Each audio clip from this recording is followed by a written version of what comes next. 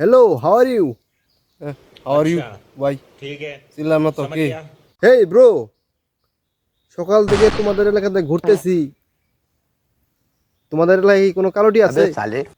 কালোটি মানে ভাই বুঝলাম না কিছু কালোটি ভাই কোনটারে কয় আরে ভাই তুমি কি এলাকায় বাসাবাস করো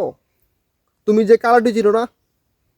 এই ভাই আপনি কইতে গাইছেন কালোটি কি আবার ভালো করে কোন বাংলায় কোন কালোটি কালোটি করবানি কেন হইছে মাই ফ্রম